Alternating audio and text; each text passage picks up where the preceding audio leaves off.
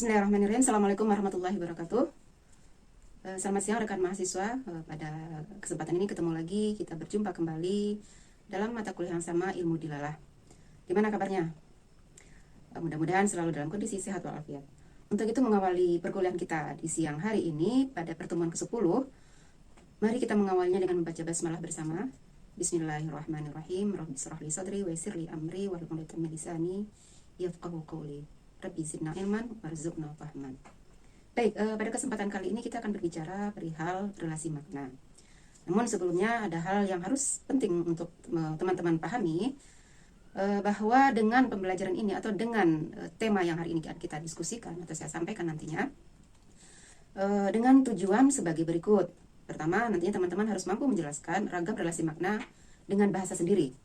Dan poin kedua, mengidentifikasi fenomena relasi makna dalam kehidupan berbahasa sehari-hari. Kita pasti yakin ya, pasti ini ada dalam kehidupan keseharian kita gitu. Poin yang ketiga yang tidak kalah pentingnya adalah kita memahami atau teman-teman harus mampu memberi contoh bentuk relasi makna dalam bahasa Arab, lisan dan tertulis. Mungkin kalau nanti kita berbincang dalam bentuk lisan, tertulis ya bisa kita temukan di dalam Al-Quran maupun teks lainnya seperti teks sastra atau bahkan di dalam Quran sekalipun ya, karena makna itu melingkupi bahasa. Clear ya tujuannya? Oke, baik, kita mulai dari pengertian relasi makna itu sendiri. Relasi makna, relasi, paham ya, relasi kata sederhananya mungkin dimaknai dengan kata, ya secara sederhana kita maknai kata relasi adalah hubungan. Makna, tentunya makna sebagaimana sudah kita kaji pekan-pekan sebelumnya. Maka menurut Khair dalam bukunya, relasi makna merupakan hubungan kebermaknaan antara sebuah kata dengan kata-kata lainnya atau satuan bahasa dengan satuan bahasa lainnya. Kemudian, hubungan kebermaknaan ini mungkin menyangkut kesamaan makna, kebalikan makna, kegandaan makna, atau ketercakupan makna dan sebagainya. Pengertian hubungan relasi makna ini dari pengertian perihal relasi makna tadi yang dimaknai sebagai hubungan kebermaknaan, yang bentuk hubungan ini bisa saja kesamaan, kebalikan, kegandaan makna dan lainnya. Maka menurut Khair dalam bukunya menyampaikan bahwa relasi makna itu bisa diklasifikasikan di dalam 7 bentuk. Ini yang saya kutip. Pertama, sinonim, ada yang menyebutnya dengan sinonimi, tapi mungkin karena kita lebih senangnya membacanya secara ringkas, sehingga ya sinonim, antonim, homonim, homofon, homograf. 3, ada hiponim dan hipernim. Kemudian di poin ke-5 polisemi. 2 terakhir yaitu ambiguitas dan redundansi. Banyak ya materinya ya. Baik, mari kita kupas satu persatu. Pertama, sinonimi. Di sini tertulis sekali lagi sinonimi. Boleh juga mungkin kita malah sering mendengarnya dengan kata sinonim.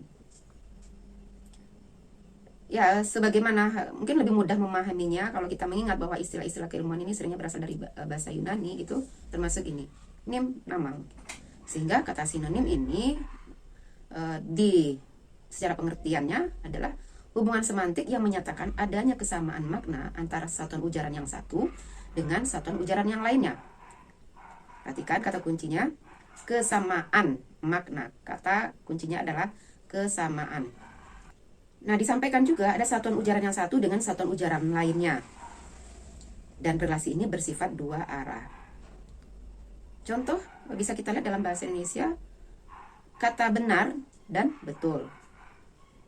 Ini sering sekali ya kita dengarkan. Kita mendengarnya ya, dalam kehidupan sehari-hari sangat sering kita dengar.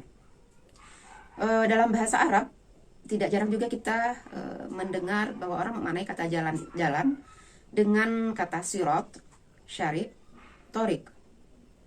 Satu lagi apa ya? Sabil mungkin, ditambah dengan kata sabil. Poin yang kedua adalah antonim, atau dalam bahasa ilmiahnya disebut antonimi. Kalau sehari-hari kita sering lebih mendengarkannya istilah antonim. Antonim merupakan hubungan semantik antara 2 satuan ujaran yang maknanya menyatakan kebalikan, pertentangan atau kontras antara yang satu dengan yang lainnya. Dan hubungan antonim ini juga bersifat dua arah. Banyak contoh dalam kehidupan kita seperti benar dan salah, langit dan bumi. Begitu. Kemudian poin ketiga, kita lanjut pada relasi makna yang ketiga, yaitu perihal homonim. Ada istilah homonim, homofon, homograf. Ini istilah ini satu kesatuan ya. Kenapa demikian? Mari kita lihat definisinya. Saya sekali lagi mendefinisikan homonim dengan dua buah satuan ujaran yang kebetulan sama namun maknanya berbeda. Dua buah satuan ujaran itu bisa berbentuk kata ya, bisa saja bentuknya kata, mungkin juga kalimat gitu, tapi lebih mudahnya kita identifikasi pada kata.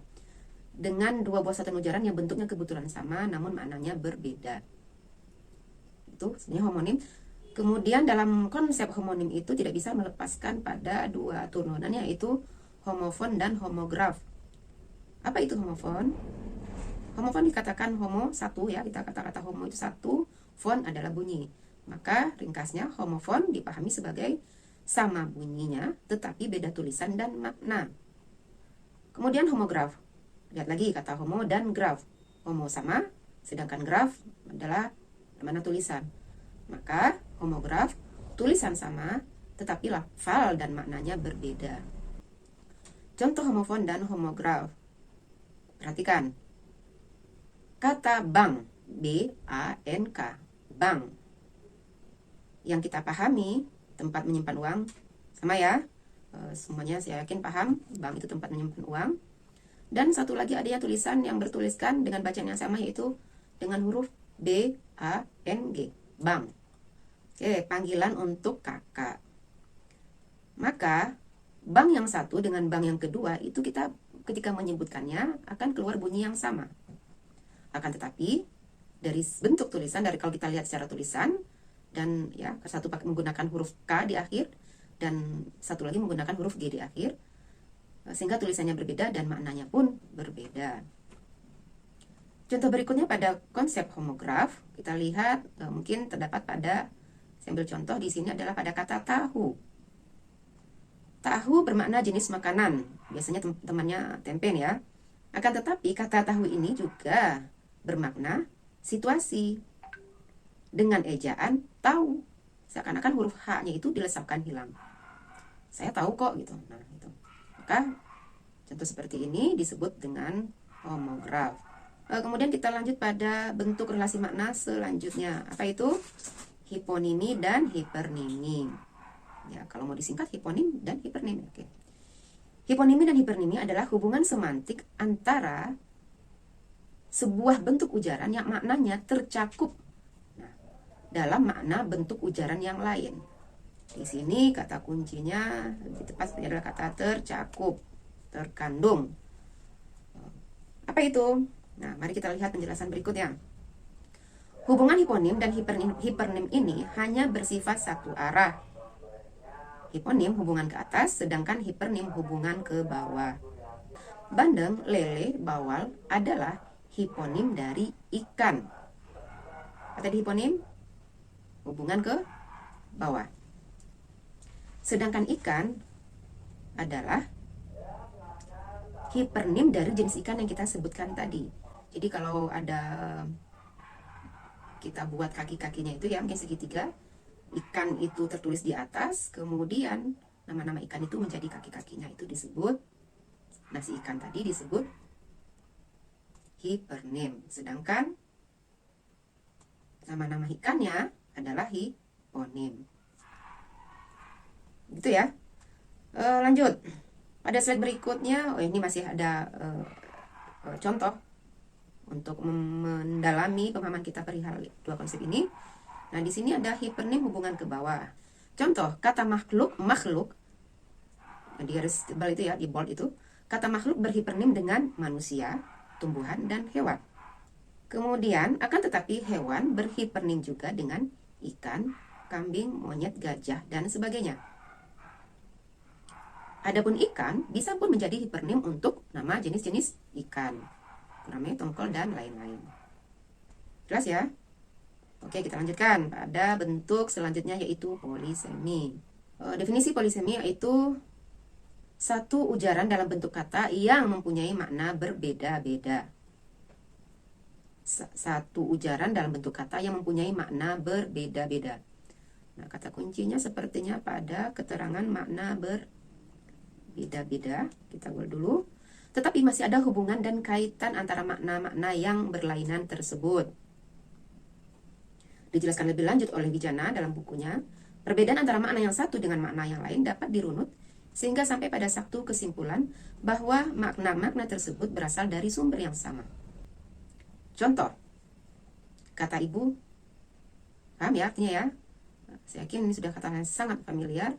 Ketika mendengar kata ibu, pikiran kita akan mengacu pada sebuah makna paling dasar adalah perempuan yang melahirkan.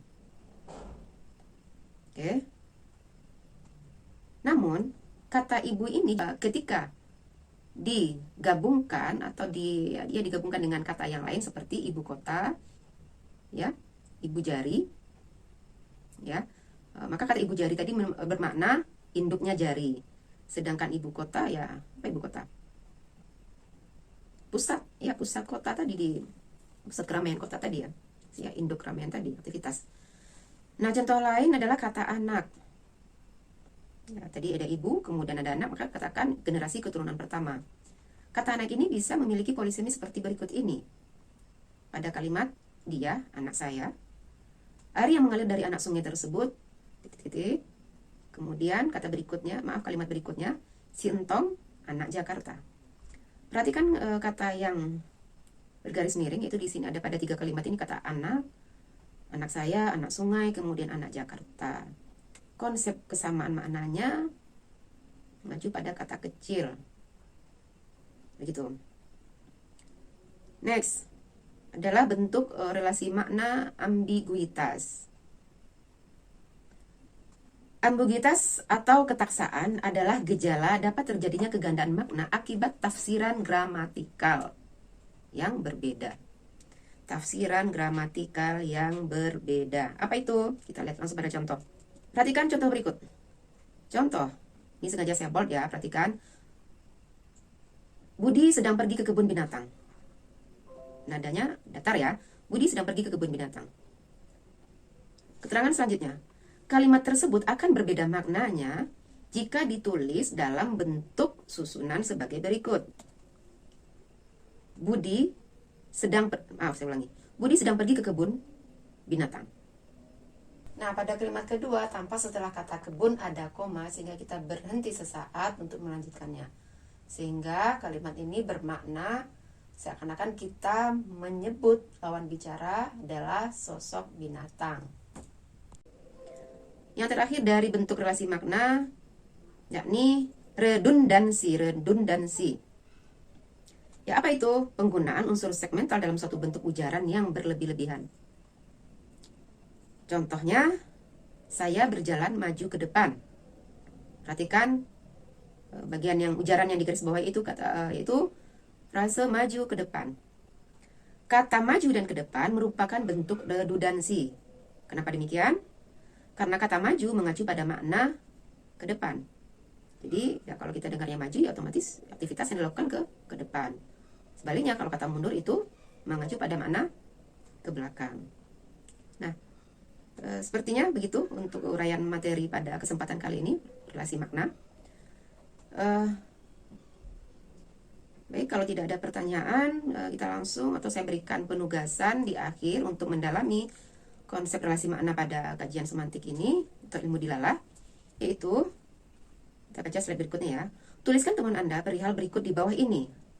Amatilah fenomena relasi makna dalam kehidupan berbahasa sehari-hari. Jadi teman-teman ketika ngobrol dengan temannya atau siapapun, dicatat saja, oh ya tadi aku ngobrol sama si A, ada nih kata yang bersinonim nih gitu. Misal begitu, dicatat itu, temanya kapan, harinya kapan. Karena ini akan kita bahas di teman-teman, saya beri kesempatan untuk menyelesaikannya 1 pekan ke depan. Itu satu.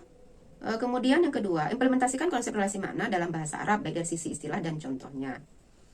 Nah, ini bisa nyambung dengan tulisan pada tugas yang nomor 1 tadi. Ketika teman-teman menemukan tentang sinonim misalnya dari contoh yang didapat, Nah, tinggal dicari apa sih sinonim dalam bahasa Arab itu istilahnya. Setelah tahu, nah sekarang waktunya beri contoh dalam bahasa Arab. Next tugasnya yaitu lebih lanjut, untuk mendalami lebih lanjut adalah carilah contoh ayat Al-Quran yang mengandung konsep relasi makna tersebut. Ya, mungkin di antara yang 7 itu teman bisa menemukan yang mana, silakan.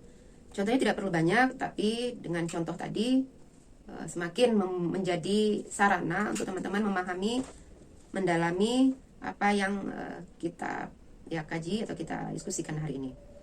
Dan terakhir teman-teman, untuk mempertajam lagi kalau tadi ada yang kesulitan untuk mengerjakan tugasnya, ini ada rekomendasi referensi yang saya tulis di slide terakhir. Di antara yang 5 ini ada tulisan saya di poin ke-5, itu berbicara khusus perihal sinonim. Ini insya Allah bisa diakses semua. Gitu ya. Dan slide terakhir yaitu adalah slide yang sangat diharapkan tentunya, kata terima kasih. Baik, sampai di sini pertemuan kita. Insya Allah akan ketemu di pekan selanjutnya. Mari kita akhiri pertemuan siang ini dengan mengucapkan Alhamdulillah. Alhamdulillahirabbil alamin. Assalamualaikum warahmatullahi wabarakatuh.